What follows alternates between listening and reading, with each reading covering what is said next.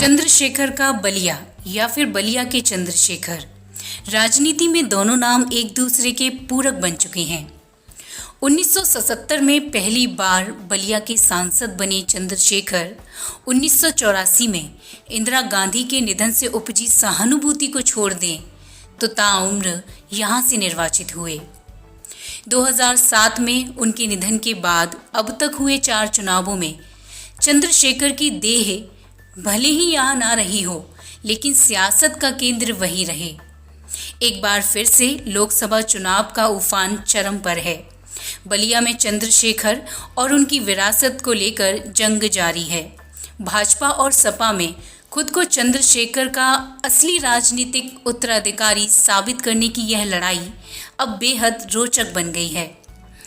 बलिया संसदीय सीट से भाजपा ने पूर्व प्रधानमंत्री चंद्रशेखर के बेटे नीरज शेखर को टिकट दिया है।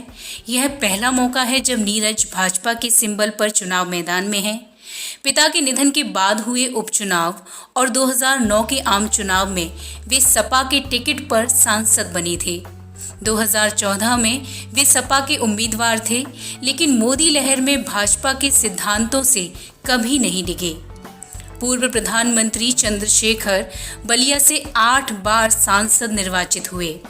इसमें से 5 बार खुद की समाजवादी जनता पार्टी से चुनाव लड़े और जीते, जबकि 2 बार जनता पार्टी और 1 बार जनता दल के टिकट पर सांसद निर्वाचित हुए।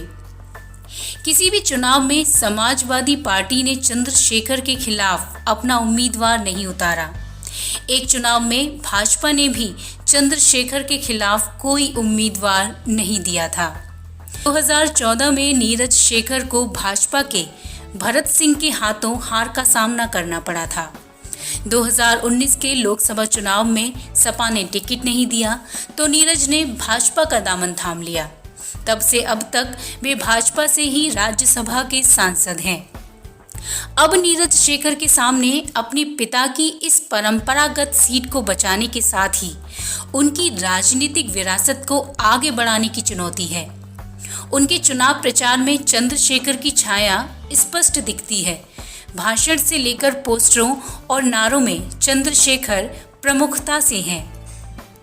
चंद्रशेखर की राह पर चलकर पूर्वांचल के तमाम नेताओं ने अपनी राजनीति को आगे बढ़ाया।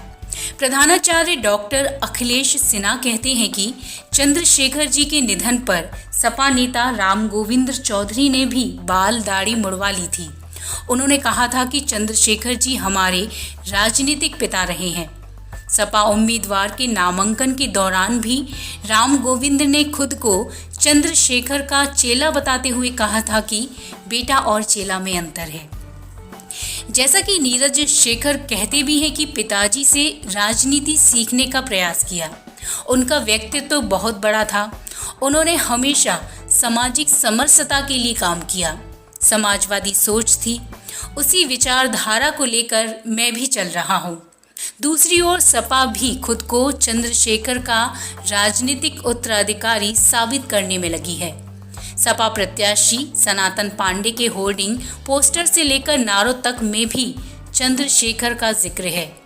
यही नहीं, एक बयान में तो उन्होंने यहाँ तक कहा है कि समाजवादी चंद्रशेखर का बेटा मैं भी हूँ। मैं भी उनको अपना पिता मानता हूँ। उनके विचारधारा पैच, उनके विचार समाजवादी थे। जीवन पर्यंत उन्होंने खुद को समाजवादी सोच में खपाने का काम किया है। उनके हकदार हम ही हैं।